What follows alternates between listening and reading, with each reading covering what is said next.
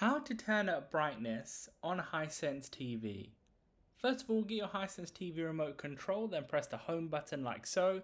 That'll bring you to this page where you want to press the up button to get to the top menu.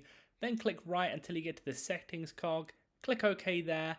Then it'll bring you to a picture. You want to click right. Then it'll bring up this. Here we have to click confirm. Then you'll be able to go and scroll down the bottom there to picture mode settings.